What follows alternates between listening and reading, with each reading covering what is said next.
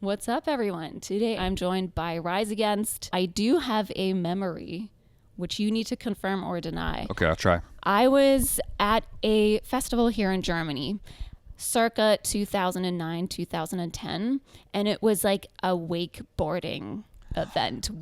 Was that you? Yeah. Or was that? Yes. Okay. I remember because I've never been to mind one then. like that before, and I've never been to something like that since. True. I don't think I'd ever even seen that happen Okay. until I was at that festival. I remember it was some sort of like T-Mobile Fest. I think No Effects played possibly. Yes. And then Okay. there were people on these apparatuses that were like slinging them around the water. Right. Wakeboarding on this Yep. auto wakeboard thing. And it was like, my mind was blown. I was like, what is happening in Germany? What are they doing here? This is the craziest thing I've ever seen. And now I think it's much more popular, but yeah. Just casually Yeah, doing that. I as forgot we're what it was playing. called, but yeah, that's funny. I do remember that Okay, one, yeah. so and that was you, because I was texting with a friend yesterday. I was like, was that Rise Against playing, or was Yeah, it at least somebody one else? of them we did, yeah. Okay, there we go. But then this will be my first time catching you at a headliner. Fans are wondering what is up with these letters that they have been sent. Are you aware of letters being sent with ominous, kind of elusive bits of new lyrics, or alluding I to- can't confirm or deny these suspicious letters. We're looking into them. I'll talk to corporate. Yeah, we'll figure it out. Sounds good. Okay, Ricochet. Anything? That's a beautiful word. Wow. Okay. I'm trying to squeeze. I'm just trying to squeeze any info out of you. Okay. So I guess stay tuned for that. Sorry, got no more info regarding that. So just stay put, I guess. Then let's talk about Nod, which you've just put out a few weeks ago. I've read some comments about it, and people have been pointing out how there's a little bit of a different tone to the vocals, or something regarding the mix of the song and how it sounds a little bit different. Can you elaborate on the creative decision? Yeah, I would say, yeah, you would definitely hear a difference. Rise Against has 9 records out. 6 of those records we did at the same exact studio with the same exact production team, which they're amazing. The Blasting Room in Fort Collins, Colorado. Bill Stevenson, Jason Livermore, Andrew Berlin. And so a lot of, when you hear Rise Against, chances are you're hearing us through the lens of that studio. And so a lot of like maybe our signature sound, as much as it comes from the 4 of us, it's also like mixed in like with that studio. Like they have a signature sound as well. And then with Nod, we decided to kind of just go somewhere completely different. Somewhere that wasn't like in competition with the Blasting Room, but somewhere that was actually just so different that we knew that even if we brought our signature sound to the studio, it was probably going to come out through a different lens and just sound different than our previous stuff, which I think, like you said, it was kind of mission accomplished, like, because we chose a woman named Catherine Marks to produce Nod. We worked at a studio called Big Bad in Los Angeles. And Catherine is known for records like Manchester Orchestra, like Boy Genius, St. Vincent. She's won Grammys. She's worked with like Frank Carter, I think Frank Turner as well. My 2 favorite Franks. The Franks, yeah. And she wasn't even that familiar with Rise Against, which I think what fell into the pro column versus like the cons column, because she didn't come to the table with any of like, say, the baggage of like who a band is, what expectations are, what their fans expect, what the band expects, like all those kind of things were off the table because she was only kind of vaguely aware of our band. So she wasn't as tied to like any sort of preconception of what we need to sound like in order to impress people. And so we just did what we did. We brought our songs into a room with her, and I feel like she heard them in this whole new way. And so when people listen to it and they hear different, they're hearing different, you know what I mean? And I think that's a lot of what Catherine brought to the table. You're hearing like our approach was different. It was far more live, and it was far more raw, and it was far more energy based and that kind of thing, and less like really particular about the specifics on like trying to nail down every single detail, which I think traditionally we kind of do, but you risk like sterilizing the song in some sense, you know? And so she didn't want to do that. And so it was a lot of feel and like that kind of thing. So it's exciting to hear, because I stay away from comments in general. Oh yeah, not a good idea. But it's exciting to hear that people are hearing that, because I think Nod, at its essence, is a pretty traditional Rise Against song. I don't think it was really like swinging for left field, but just the production alone, people are hearing it in a different way. It makes me excited. Awesome. Have you worked with her on other songs as well? We have worked with her on other songs too, and I can't wait for the world to hear them. Yeah. Nice. Okay. I never know how to do these segues to like, right, okay, let's talk about something completely different, which is just difficult times, man. Talking in a geopolitical sense. I've heard you talk about this sometimes, like overwhelming responsibility with having to be super educated about the stuff that you're talking about, because it also, you want to be well informed, but in the end you cannot be super educated about every single aspect of politics in particular. And I really love that point that you made, that that for an artist, it's not their job to educate their fans about political issues, but it's about conveying a feeling. What feeling do you want to leave fans with when they either, finish listening to a song or a record, or even finish coming, or, come out of a show, seeing you guys live? What is the feeling that you want to leave your fans with, in the that are experiencing this very real anxiety now?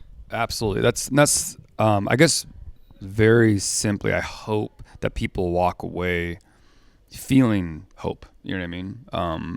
I think the way I look at songs and as like a songwriter is that Rise Against is a band that, like maybe many other bands, we are writing a song and we might take you to a dark place. You know what I mean? We might bring you like down into this dark cave and show you problems and conflict and sadness and that kind of thing. And then maybe where we're different, or I hope we are at least, is that before that song is over, I hope that there's a trail of breadcrumbs that will lead you out of it. You know what I mean? We're not going to leave you in the dark. Like, we want you to see it. We want you to see like the underbelly. We want you to see the problems of the world and society and the human condition. But at the same time, because I think as a songwriter, I do feel real hope, and a lot of our fans give me that hope. I want to make sure the song is laced with that hope as well. And so by the end of it, it's like, yes, these are problems, but they're not something we haven't seen before, not something that we can't tackle, and not something that we can get through. So living in a moment right now where we're watching this rise of like a radical right-wing sort of ideology sort of consuming the planet, that's something Rise Against has spoken about since our inception. We're not a band that veered into politics late in our career. We're a band that came out the gates with like politics. And so I think we've been unapologetic about our position. And I think what I'm focused on now is sort of like reminding people like the punk and hardcore values that exist in a band like ours have always been anti-racist, anti-sexist, anti-homophobic. Punk has been pro-science, you know what I mean? Punk has been pro-truth and pro-facts, you know what I mean? And there are some of that gets twisted in the world we live in nowadays with like disinformation and lack of critical thinking, or just really misinformed critical thinking that turns into like conspiracy theories. As a band now, I think our mission is to kind of remind people that like there's a lot of different people out there trying to pull you into their revolution. But if that revolution, if there are elements of like racism and sexism and homophobia in that revolution, like that's something that punk and hardcore has always rejected. And that's a good way to find out if you are in some sort of bullshit revolution or going down the wrong path. And that's something that we'll just kind of continue to sing about. I'm glad that you're still hopeful, and I know that you said this isn't the first time that that you've seen crazy times like this. But for me, it feels extremely different, and I'm having a really hard time right now being hopeful. So I think that's normal, and I think that there's stress and anxiety in turning on the news these days, especially for somebody who cares about people and cares about the direction of the planet. You know what I mean? And so there are moments that I think that we are going to feel a lot of anxiety, and this is when we double down. You know what I mean? This is when we put up a fight. This is when hopefully I think I look at it as like sometimes things have to get really bad for us to shake ourselves out of sort of apathy. And I think there was a lot of apathy that allowed the White House to turn into what it has turned into. I think that the silver linings, I think that we're going to expose what like a radical right really looks like and what they really want, something that they've been good at kind of keeping secret. But now the secret's kind of out, and we're seeing all these sort of like racist and sexist underpinnings to the policies. And I think people are good, and they're going to reject that when they get a chance to reject that. And in the meantime, we get to see on full display how backwards, how anti-science, like and anti-fact, like a lot of these ideologies are, and that's something that I hope is one of the silver linings in this. I'm totally with you. I am totally with you. But then there's people that like what's happening and they're fully convinced. If we share a world in which two people say this couch is yellow, and I don't know, like if we can't see eye to eye on that, like agree on just the most basic I don't know. Yeah. Anyway, but no, I think I know what you mean. I know what you mean. There's a lot of disinformation, people believing really nonsense conspiracy theories and that kind of thing. I'm hoping that one of the outcomes of this moment is that we really put to bed a lot of this nonsense. You know what I mean? And I think this may be a chance for people to prove here's why we exist as citizens. You know what I mean? Here's how we have to coexist together. It's the only way we're going to survive as like humanity is by coexisting together. I look at it as like, especially the far right likes to talk about their freedoms, their freedom to do this, their freedom to do that. You know what I mean? And it's like, yes, we like absolutely in every country, like most countries on this planet enjoy freedom. You know what I mean? It's not a uniquely American trait. But then we watch them kind of redefine freedom as like running a red light is not freedom. That is the great example that I've heard you say before. Yeah, like that hits the nail on the head. And somebody asking you and even requiring you to stop at a red light is not somebody taking away your freedom. That's simply something that we figured out as a way to coexist in this society. You know what I mean? And so I think, sometimes you get to a point where the red lights work so well that maybe half of our country thought, why do we have red lights? Why can't I just go when I want to go? And it's like we're watching an administration like removing the red lights, so to speak. You know what I mean? And it might work. You might get lucky. You know what I mean? Or bird flu might come in and you've gutted the CDC and like you wished you had red lights in that, And so when I say like, do things need to get bad before they get better? I hope that they don't, but maybe this is what we're witnessing. Because that is such a simple example by which we're all better off. Do you agree? Yes. Well, right. Then that also applies to other things. Like we have this interview right now, and if I found out right before that I have violent stomach flu, right? You know what I mean? But I still barged in here, coughing. I think you'd be like, well, wait a minute, maybe we can postpone this thing. I don't want violent stomach flu. And then is that infringing on my freedom? But bird flu is a hoax, right? We got to learn about being citizens and how democracy works, and I think that we are learning. And I hope that like light bulbs are going on. Oh, dude, this is. I know we could probably go down a lot of rabbit holes. So. Okay. Do a left turn at the green light. Like left that. turn. Your music obviously stands for itself. You're a person that has a strong moral compass. you know what you stand for and you speak up about those things. Has there, in your very long career at this point, has there ever been a moment where you found yourself having to compromise your values or maybe questioning your values? Actually, well, I'm sure if I compromised my values, I wouldn't admit to it on camera, but but that said, no, I think Rise Against has had a pretty good compass. What's nice about Rise Against are a lot of things, but there are 4 of us. It's not a solo project. I feel like if it was like a solo project, there's a lot of people around the solo artist that they're just kind of yes people, whatever you want. My band is my check and balance. You know what I mean? We all have a pretty good bullshit detector. Yeah. We won't let each other get away with shit. You know, if someone comes in the room and they're like, we have this great opportunity for you, all you need to do is sell your soul to like Doritos, and then they're going to pay for your tour bus. You know what I mean? I luckily have 3 guys that have the same like alarm bells going off. Like, wait, that seems wrong. Like, I don't want to do that. I don't want our fans to see that, and we're not going to be a part of that, you know? And so have those opportunities, things like that come up over the last 25 years? Absolutely. Because some people don't see the nuance in our band, especially if you are like a bigger company and you just see a list of bands, then you're not in the genre, then you don't know what makes our band maybe different. So like they just, you know, offer us the same things you offer everybody.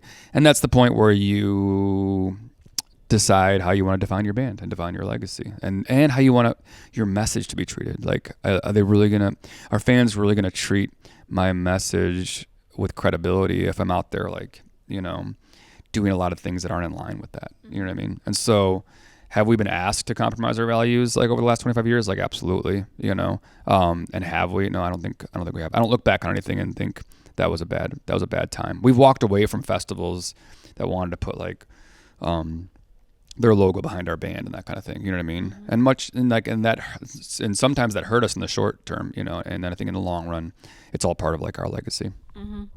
I really love that. And I mean, your longevity as a band, you know, stands for itself. And like the amount of people that I heard talking about you and Rise Against, so Jeremy from Touche was saying that like you are the punkest band out there. And even though you're, you know, maybe financially successful, yes, but that's what you want for your favorite band. But still at those shows, you know, I don't know, you're selling out arenas, but you're still he was mentioning that you still got flyers out from, you know, kind of vegan activist groups and stuff. So I think that's really awesome. And I think that probably is what allowed you to still grow, is to kind of keep true to that. And I really respect that, because I think if you've been, you know, in that career for such a long time, you will get tried and you will get, you know, but yeah, so I have great respect. I appreciate that. There's been some people talking about veganism and vegetarianism, and apparently in England recently you talked about Bovril. And now they're like, oh, is Tim no longer vegan, veggie, straight edge? So I don't know. Oh, that's funny. Put those rumors to rest. Yes. No, I'm still vegetarian and still straight edge. But yeah, that's a fun. Have you heard of this drink? Probably the viewers haven't. I have. It's just like meat paste. So that's like in name only, it's like basically like a beef broth, like a bouillon, you know what I mean, that kind of thing. Yeah. Although so when someone pointed out to me, I was like, okay, that's a crazy drink, but I'm not going to drink it because I'm vegetarian. And then we were looking at it, and there's actually no beef content in it. Like bacon rashers? Yeah, so most, right, yeah. So most of the Bovril that they sell actually doesn't really have any. Is that Bovril? I don't even know if you're right or I'm right. I'm gonna go with yours. Yeah. Neither Bovril. one of us are part of Northern English culture, I think. So, but so it was a fascinating drink, and actually, there's many varieties that are 100% vegetarian. If you wanted to taste it, it tastes just like a French onion soup kind of thing. Oh, yeah. That's that to me. But I had never heard of the drink. Had you heard of the drink? I hadn't. Okay. But then I've also lived in England for quite a while. Okay.